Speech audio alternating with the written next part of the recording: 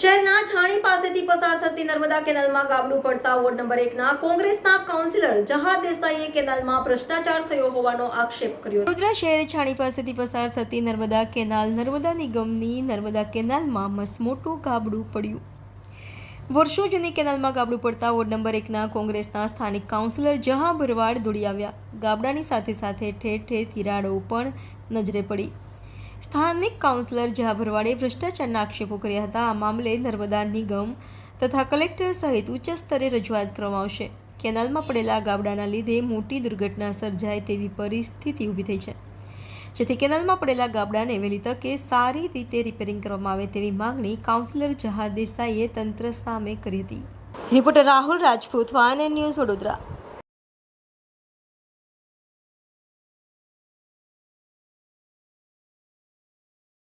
છાણી જગતનાકા પાસે TP13 અને છાણી એરિયાની વચ્ચેથી જે નર્મદા કેનલ પસાર થાય છે, આ કેનલમાં આજે સવારે એક જાગૃત નાગરિક અહીંયાથી જ્યારે વોક કરવા નીકળ્યા ત્યારે એમણે મને જાણ કરી મને કે જહાભાઈ, અહીંયા છાણી કેનલમાં જે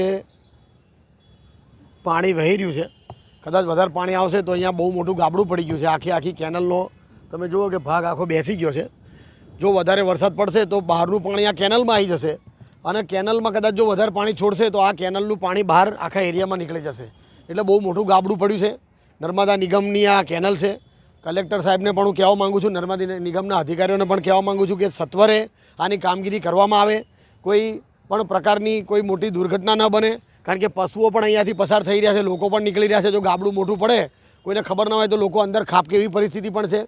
અને સાથે સાથે જો કદાચ વધુ પાણી છોડવામાં આવે નર્મદા કેનલમાં તો આજુબાજુના વિસ્તારોમાં આ જ કેનલનું પાણી આ ગાબડું પડવાથી બહાર નીકળી અને લોકોના વિસ્તારમાં, અમારા વિસ્તારમાં લોકોના ઘર સુધી ઘૂસી જવાની પૂરેપૂરી શક્યતાઓ છે. એટલે નર્મદા નિગમના જે તે અધિકારી છે એનો પણ હું સંપર્ક કરવાનો છું. સાથે સાથે કલેક્ટરશ્રીને પણ હું જાણ કરવાનો છું કે ભાઈ તાત્કાલિક આ ગાબડું સારી રીતે રિપેર કરવામાં આવે. કારણ કે આ એક ભ્રષ્ટાચારનો મોટો નમૂનો છે. તમે જુઓ કે વર્ષો સુધી આને કંઈ ન થવું છે, એના બદલે આખા ગાબડા પડી ગયા છે. જે તે સમયે વ્યવસ્થિત કામગીરી ના થઈ હોય, ભ્રષ્ટાચાર થયો હોય, એના કારણે આ પ્રકારની ઘટનાઓ બનતી રહે છે. આ આખું ગાબડું પડી ગયું છે અને આ તાત્કાલિક આને રિપેર કરવામાં આવે અને એવી રીતે રિપેર કરવામાં આવે કે ભવિષ્યમાં અહીં આગળ ફરીવાર આ નર્મદા કેનલમાં ગાબડું પડે નહીં. Subscribe now and press the bell icon. Never miss an update.